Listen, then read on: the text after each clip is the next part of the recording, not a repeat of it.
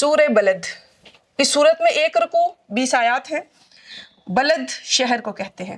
اس صورت کا مرکزی مضمون یہ ہے کہ اس میں انسان کی سعادت اور بدبختی کے بارے میں کلام کیا گیا ہے، اور اس میں یہ مضامین بھی بیان کیے گئے ہیں کہ اس کی ابتدا میں اللہ تعالیٰ نے شہر مکہ کی حضرت ابراہیم علیہ السلام اور اپنے حبیب کی قسم ذکر فرمائی۔ قسم ذکر فرمانے کے بعد فرمایا بے شک ہم نے آدمی کو مشقت میں رہتا ہوا پیدا کیا، پھر بری جگہ اور بری نیت سے مال خرچ کرنے والے کی مذمت بیان فرمائی۔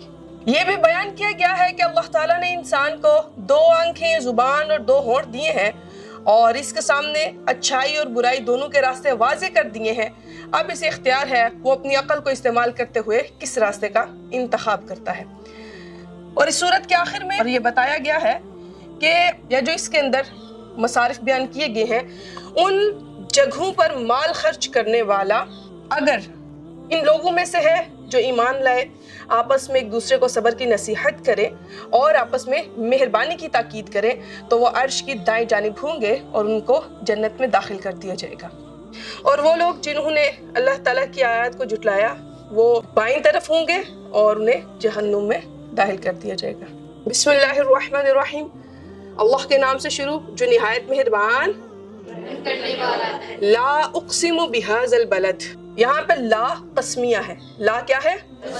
لا نافیہ نہیں ہے، لا قسمیہ ہے، اس شہر کی قسم۔ اللہ تعالیٰ فرما رہے ہیں لا اقسم بہذا البلد، مجھے اس شہر کی قسم ہے، وانت اور آپ حل تشریف فرما ہے بہذا البلد، اللہ تعالیٰ نے مکہ مکرمہ کی قسم ارشاد فرمائی، کیونکہ مکہ مکرمہ کو فضیلت حاصل ہے کہ اللہ تعالیٰ اسے حرم اور امن والی جگہ بنایا۔ کیا بنایا؟ امن والی جگہ بنایا اور حرم بنایا، اس لیے یہاں پہ اس کی فضیلت بیان کرنا مقصود ہے۔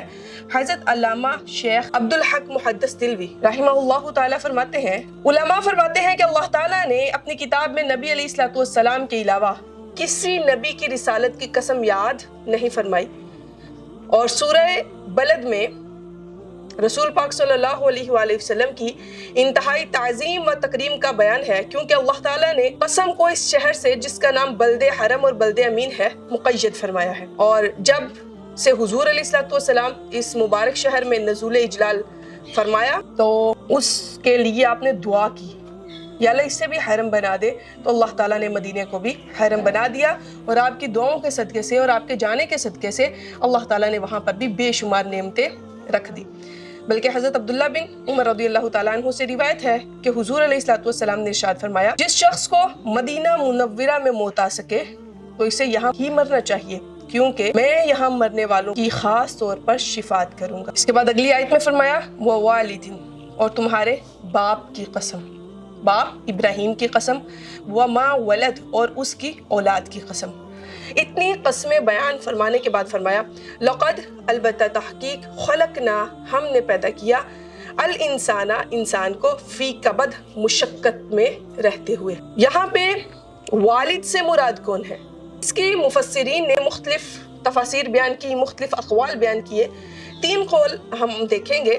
ایک قول یہ ہے کہ یہاں باپ سے مراد حضرت ابراہیم علیہ السلام ہے، اور ان کی اولاد سے مراد حضرت اسماعیل علیہ السلام ہے، کیونکہ نبی علیہ السلام بھی بالواسطہ حضرت ابراہیم کی اولاد میں سے ہے، اس لیے اولاد کی قسم میں آپ بھی داخل ہے۔ دوسرا قول یہ ہے کہ یہاں باپ سے مراد حضرت آدم علیہ السلام ہے، اور اولاد سے مراد آپ کی ذریت ہے۔ اور تیسرا قول اس کے بارے میں یہ ہے یہاں باپ سے مراد حضور علیہ السلام ہے، اور اولاد سے مراد آپ کی امت ہے۔ اور سنن نسائی کی حدیث ہے، حضرت ابو ہریرہ رضی اللہ تعالیٰ عنہ سے مروی ہے کہ حضور علیہ السلام نے ارشاد فرمایا میں تمہارے لیے باپ کی طرح ہوں اور میں تمہیں تمہارے دینی معاملات سکھاتا ہوں، لیکن راجح قول یہی ہے کہ یہاں پہ والد سے مراد حضرت ابراہیم علیہ السلام ہے۔ پھر فرمایا لقد خلقنا الانسان فی کبد، یہاں پہ اللہ تعالیٰ فرما رہے ہیں کہ ہم نے انسان کو مشقت میں رہتا ہوا پیدا کیا۔ یاد رکھیے گا کہ ان مصائب اور تکالیف میں اللہ ताला की बहुत बड़ी हिकमतें हैं। हमारा नफ्स अम्मारा सरकश नफ्स है। अगर इसके मुंह में तकालीफ की लगाम न डाली जाती तो ये पता नहीं कितनी ही तबाही कर देता। अभी तकलीफ की लगाम डालने के बावजूद भी हम इस चीज़ का जायज़ा लेते हैं कि जुल्म और कत्ल व गारत करी इंसान करता है, चोरी डकैती की वारदातों का मुर्तकिब इंसान होता है, फहाशी और यानी के सिलाब इंसान ने बहाए, नबूवत का दावा इंसान ने किया, खुदाई दावा इंसान ने किया। अगर इन तकालीफ की लगाम हटा ली जाए तो इंसान का जो हाल होगा वो तसव्वुर में नहीं लाया जा सकता। और हम इस चीज़ को अगर आम भी देखें कि तकालीफ में ही इंसान अल्लाह की तरफ माइल होता है। आपने देखा है जितने लोगों को आप अल्लाह की तरफ देखते हैं ना, या जितने लोग अल्लाह की बारगाह में गिड़गिड़ा रहे होते हैं, रो रहे होते हैं, तो उनके पीछे कोई ना कोई ऐसा दुख ज़रूर होता है, कोई ना कोई ऐसी तकलीफ ज़रूर होती है जो उन्हें पकड़ के खींच के अल्लाह की बारगाह में लाके खड़ा कर देती है। अगर ये तकलीफ ना होती तो क्या लोग अल्लाह की बारगाह में जाते, वहाँ पे रोते? अगर खुशियाँ ही मिल जाती तो इंसान तो उस बारगाह में रोना भी छोड़ देते। तो ये जो अल्लाह ने मसाइब दिए ज़िंदगी में, पैदाइश से लेके बुढ़ापे तक, मौत तक, तो ये भी अल्लाह ताला की बहुत बड़ी रहमत है। बल्कि वो तकलीफ़ जो आपको अल्लाह के करीब कर दे तो आप ये समझ लीजिए कि ये मेरे ऊपर आजमाइश है, मेरा अल्लाह मुझे आजमा रहा है कि इस तकलीफ़ की सूरत में इंसान क्या करता है। अगर आप सजदे में गिर जाते हैं और अल्लाह की तरफ माइल हो जाते हैं तो आप समझिए आप खुशकिस्मत हैं और आपने उस तकलीफ़ को अपने ऊपर हावी होने नहीं दिया। अगली आयत में फरमाया, अयहसबु, क्या ख्याल करता है इंसान, अन ये के, लन हरगिज नहीं, यक़दिरा अलैहि अहद, उस पर कोई कादिर, वो ये ख्याल करता है उस पर कोई भी कादिर नहीं है। यक़ूलु, वो कहता है, अहलकतु मालल लुबदा, वो कहता है कि मैंने ढेरों माल फना कर दिया। अयहसबु, क्या वो ये ख्याल करता है, अन लम, ये कि नहीं, यरहु अहद, उसको कोई देख रहा। इसके हवाले से मुफस्सिरीन ने ये तफसीर बयान की है। एक कौल ये है कि ये आयत अबुल अशद उसैद बिन कलादा के बारे में नाजिल हुई। ये इंतहाई मजबूत ताकतवर शख्स था और इसकी ताकत का ये आलम था कि ये एक चमड़े को अपने पाँव के नीचे रखता और कहता कि कोई है इतनी ताकत वाला कि इस चमड़े को मेरे पाँव के नीचे से निकाले। 10-10 लोग भी पकड़ के चमड़े को उसके पाँव के नीचे से निकालना शुरू करते, चमड़ा फट जाता, टुकड़े टुकड़े हो जाता, लेकिन उसके पाँव के नीचे से निकाल सकता कोई भी नहीं था। और दूसरा कौल इसके बारे में ये है कि इस आयत में जो जिक्र किया गया है या इसके माना ये है, यह आयत वलीद बिन मुगैरा के बारे में नाजिल हुई। ये काफिर अपनी कुव्वत पर गरूर करता था और मुसलमानों को कमजोर समझता था। ये किस गुमान में पड़ा है कि अल्लाह ताला की कुदरत को नहीं जानता जो हर चीज पर कादिर। यक़ूलु अहलकतु मालल लुबदा, यहाँ से काफिरों का कौल जिक्र किया गया इस आयत। और इसके बाद वाली आयत का खुलासा ये है कि वो काफिर कहता है, मैंने नबी अलैहिस्सलाम की अदावत और दुश्मनी में ढेरों माल खत्म कर दिया ताकि वो लोग हुजूर अलैहिस्सलाम को तकलीफ पहुंचाए। क्या इस काफिर का ये गुमान है कि इसे अल्लाह ताला नहीं देखता और अल्लाह ताला इससे सवाल नहीं करेगा, इसने ये माल कहाँ से हासिल किया, किस जगह पे खर्च किया।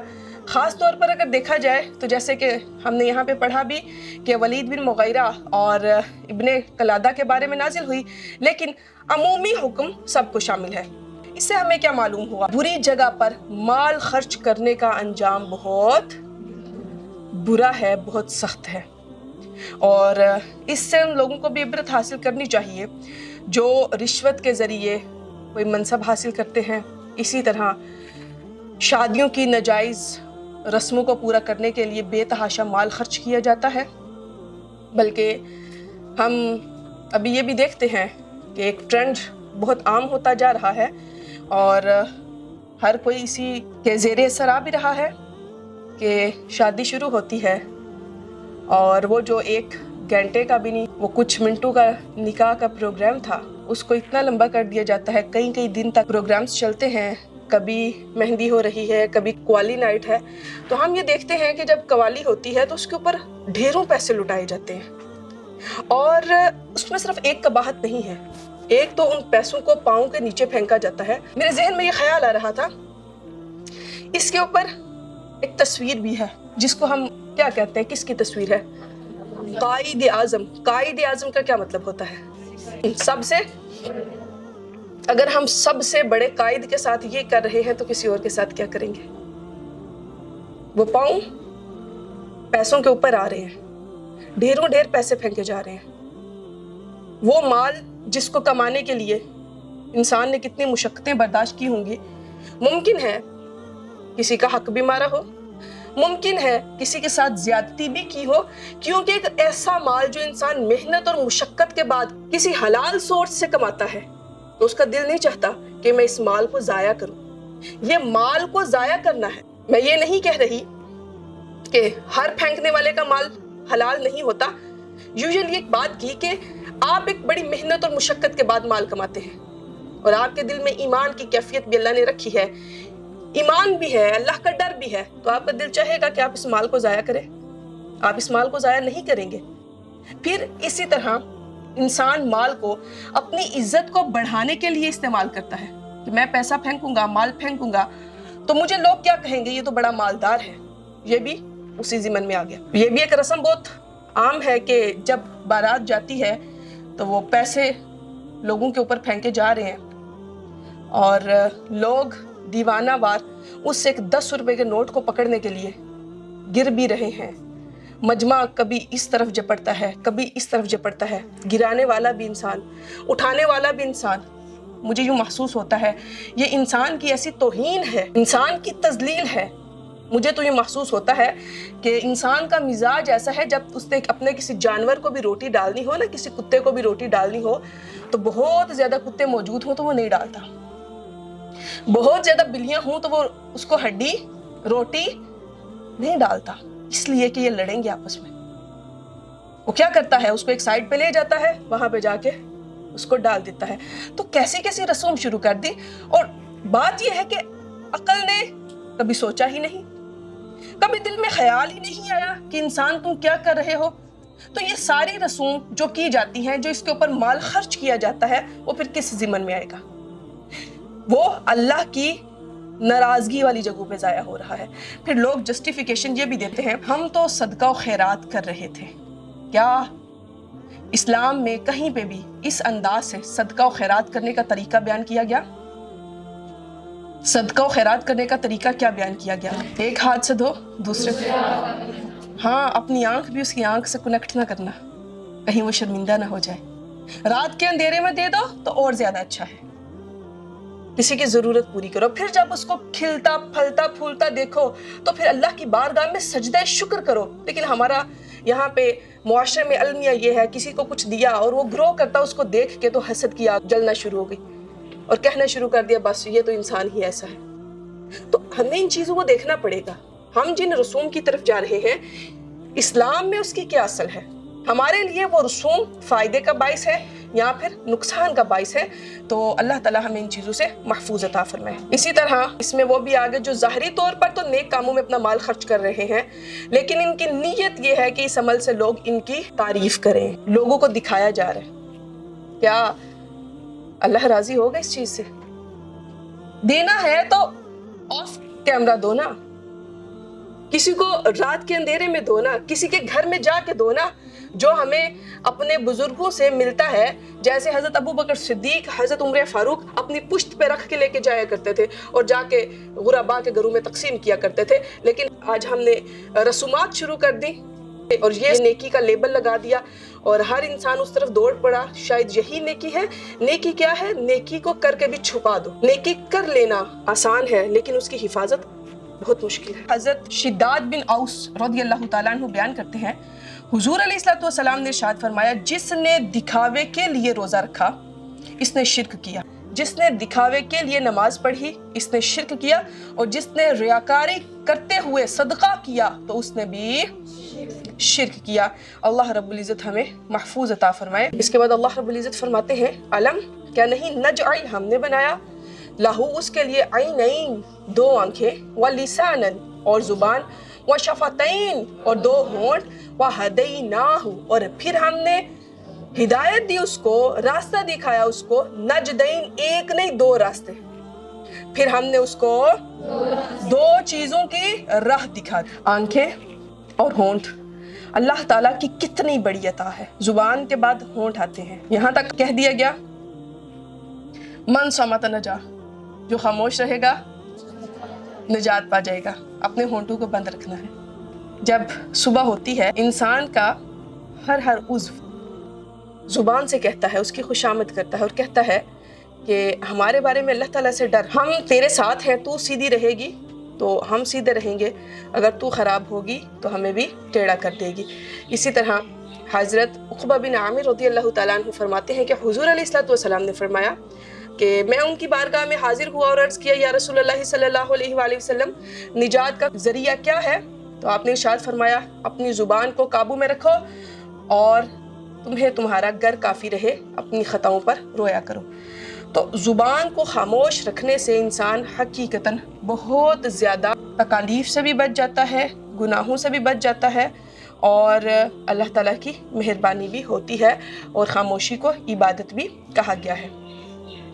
بلکہ حضرت عمران بن حسین رضی اللہ تعالیٰ عنہ سے روایت ہے، حضور علیہ الصلوۃ والسلام نے ارشاد فرمایا انسان کا خاموشی پر ثابت رہنا 60 برس کی عبادت سے افضل. حضرت سفیان بن عبداللہ ثقفی رضی اللہ تعالیٰ عنہ فرماتے ہیں کہ میں نے عرض کیا یا رسول اللہ صلی اللہ علیہ وسلم، جن چیزوں کا آپ مجھ پر خوف کرتے ہیں ان میں سے سب سے زیادہ خطرناک چیز کون سی ہے؟ تو حضور علیہ الصلوۃ والسلام نے اپنی زبان پکڑی اور فرمایا تمہاری زبان سب سے زیادہ خطرناک ہے. اور یہ حقیقت ہے. حدیث مبارکہ میں آتا ہے المسلم من سلم المسلمون من لسانہ و یدہ، تم میں سے کامل مسلمان وہ ہے جس کی زبان اور ہاتھ کے شر سے دوسرا مسلمان محفوظ رہے. انسان وقتی طور پہ تو یہ سوچتا ہے کہ میں ہر بات کا جواب دے دوں، لیکن آپ یقین کیجئے ہر دفعہ بولنا ہی جیت نہیں ہوتی، بس اوقات خاموش رہنا بھی جیت ہوتی ہے. ہر دفعہ جیت جانا ہی بہتر نہیں ہوتا، کبھی کبھی ہار جانے میں بھی ہماری زندگی کا سکون ہوتا ہے. یہاں پہ جو اللہ تعالیٰ نے فرمایا وَهَدَيْنَاهُ النَّجْدَيْنِ، دو راستے دکھا دیے. مفسرین نے اس کا ایک ترجمہ تو یہ کیا ہے کہ اس سے مراد جو اللہ تعالیٰ نے بچے کے لیے ماں کے سینے میں خوراک رکھ چھوڑی ہے اس کی طرف اشارہ ہے. دو رستوں سے مراد وہ ہے، اور ایک یہ فرمایا کہ یہاں پہ دو رستوں سے مراد خیر اور شر کا راستہ ہے. اب انسان پہ ڈیپینڈ کرتا ہے وہ خیر کے راستے کا انتخاب کرتا ہے یا پھر شر کے راستے کا انتخاب کرتا ہے. فرمایا فَلَقْتَحَمَ الْعَقَبَةَ، پھر کیوں نہ تم بغیر سوچے سمجھے اس گھاٹی میں کود پڑے. وَمَا أَدْرَاكَ مَا الْعَقَبَةُ، اور تم جانتے ہو عقبہ کیا ہے؟ فرمایا فَكُّ رَقَبَةٍ، گردن کو آزاد کرانا ہے. او یا پھر اطعام، کھانا کھلانا ہے، فی یوم ذی مسغبہ، بھوک والے دن میں کھانا کھلانا ہے. کس کو کھانا کھلانا ہے؟ یتیماً، ایسے یتیم کو، ذا مقربہ، جو رشتہ دار بھی ہو، یتیم ہو لیکن ساتھ، او مسکیناً، یا پھر ذا متربہ، جو خاک نشین ہو. ایسا مسکین جو لپک کے سوال نہیں کرتا، جو جا کے جگہ جگہ پہ روتا نہیں ہے، سفید پوش ہے، اس کے پاس کچھ بھی نہیں ہے. اور ان کو کھانا کھلانے کی بہت زیادہ فضیلت بیان کی گئی ہے. جب اللہ تعالیٰ کی ظاہری نعمتیں وافر ہوں، انسان کے پاس بہت زیادہ مال ہو، تو اس پر لازم ہے کہ وہ نعمتوں کا شکر ادا کرے. لیکن اس نے نیک اعمال کر کے ان جلیل اور عظیم نعمتوں کا شکر ادا نہ کیا. یہاں نیک اعمال کرنے کو گھاٹی میں کودنے سے اس مناسبت کی وجہ سے تعبیر کیا گیا ہے. جس طرح گھاٹی پر چلنا اس پر دشوار ہے، اسی طرح نیکیوں کے راستے پہ چلنا نفس پر دشوار ہے. نفس کبھی بھی نہیں چاہتا کہ کوئی دین کی طرف آئے، نفس کبھی بھی نہیں چاہتا انسان نیکی کرے، نفس کبھی بھی نہیں چاہتا انسان کسی یتیم کے سر پہ ہاتھ رکھے، وہ تو تجھے برائی کا ہی حکم دیتا ہے. لیکن جب کسی ولی کامل کی نگاہ میں انسان اپنے نفس کی تربیت کے لیے بیٹھ جاتا ہے تو وہی نفس امارہ ایک وقت آتا ہے نفس لوامہ بن جاتا ہے. نفس امارہ کو شرمندگی بھی نہیں ہوتی. آپ نے کبھی دیکھا ہے راستے میں جاتے جاتے کیچڑ ہے، بارش ہے، اب گر جاتے ہیں، کچھ لوگ لپک کے آپ کو اٹھانے کی کوشش کرتے ہیں اور کچھ لوگ دور کھڑے ہو کے کہا لگانا شروع کر دیتے ہیں. آپ نے دیکھا ہوگا، تجربہ کیا ہوگا کہ مصیبت آ جاتی ہے، کچھ لوگوں کی طرف سے باتیں سننے کو آتی ہیں، اچھا ہوا اس پہ مصیبت آئی، اور وہ ہنستے بھی ہیں، وہ خوش بھی ہو رہے ہوتے ہیں، لیکن کچھ لوگ ایسے ہوتے ہیں جو پریشان ہوتے ہیں اور اللہ سے دعا کر رہے ہوتے ہیں، یا اللہ اس کی مصیبت کو بھی معاف فرما، ہمیں بھی اس مصیبت میں مبتلا ہونے نہ دینا۔ تو نفس امارہ برائی کا ہی حکم دیتا ہے، لیکن نفس لوامہ کیا کرتا ہے؟ اب جب آپ کا نفس امارہ سے نفس لوامہ کی طرف جا پہنچا تو اسے شرمندگی ہوتی ہے، ملامت کرتا ہے، گناہ ہو جاتا ہے، غلطیاں ہو جاتی ہیں، لیکن ساتھ کیا ہوتی ہے؟ شرمندگی ہوتی ہے۔ اس کا نفس اسے اندر سے پنچ کر رہا ہے، کہہ رہا ہے نہیں تم یہاں بھی غلط ہو۔ انسان رک کے اس کی سنے یا نہ سنے یہ ایک الگ بات ہے، لیکن کیا کہتا ہے؟ ملال ہوتا ہے، نہیں ایسا نہیں ہونا چاہیے تھا، میں نے یہ کام کیا، میرا اللہ میرے سے ناراض نہ ہو جائے۔ تو پھر مزید محنت کے بعد وہی نفس مطمئنہ تک پہنچ جاتا ہے، جہاں پہ اطمینان ہے، جس کے اوپر کوئی خوف نہ ہوگا، کوئی ڈر نہ ہوگا۔ اور جب محشر کے میدان میں بلایا جائے گا تو سورہ فجر میں فرمایا یا ایتھا النفس المطمئنہ ارجعی الی ربک راضیۃ مرضیہ فادخلی فی عبادی وادخلی جنتی۔ بلکہ یہاں میں مجھے ایک واقعہ، ایک حکایت یاد آ گئی۔ بزرگوں نے ایک حکایت لکھی ہے کہ ایک دفعہ کوئی بزرگ تھے جو ذکر اللہ بھی دیتے تھے اور تربیت اور اصلاح بھی کرتے تھے، تو ان کے کچھ چاہنے والے، ان کے کچھ مریدین ایک شخص کو قائل کر کے اپنے شیخ کے پاس لے گئے۔ جب وہ اس کو قائل کر کے شیخ کے پاس لے کے گئے، تھوڑی دیر بیٹھا اور ابھی وہ وہیں پہ ہیں، چلا گیا، ملا ہی نہیں۔ جا کے پوچھا، کہنے لگا ہاں تھوڑی دیر بیٹھا تھا، بس بیٹھا نہیں گیا اور فٹافٹ نکل کے آ گیا ہوں۔ پھر کچھ وقت گزرا، پھر مریدین نے قائل کیا، دوست تھا تو کہنے لگے چلو وہاں پہ چلتے ہیں۔ اب دوسری دفعہ گیا تو پہلے سے زیادہ دیر بیٹھا، لیکن پھر جلدی چلا گیا۔ اب جب تیسری دفعہ پھر قائل کیا اور ان کے پاس بیٹھا تو اب اٹھتا ہی نہیں، مجلس بھی ختم ہو گئی لیکن اٹھ ہی نہیں رہا۔ تو بزرگوں نے وہاں پہ سوال کیا کہ بیٹا پہلے دن تم آئے تھے، تھوڑی دیر بیٹھے اور فٹافٹ چلے گئے، دوسرے دن آئے تھوڑی دیر زیادہ بیٹھے، آج تم تیسری دفعہ آئے ہو تو آج تم اٹھنے کا نام ہی نہیں لیتے۔ کہنے لگا اگر میں سچ کہوں گا تو آپ کے محبین شاید مجھے مار ڈالیں۔ انہوں نے کہا نہیں، میں تمہاری ضمانت دیتا ہوں، تم سچ بتاؤ کہ سچ کیا ہے، حقیقت کیا ہے۔ تو کہنے لگا حضور جب میں پہلے دن آیا تھا تو مجھے آپ کی جگہ پہ آپ بیٹھے ہوئے نہیں ملے تھے، مجھے ایک سور کی شکل نظر آتی تھی۔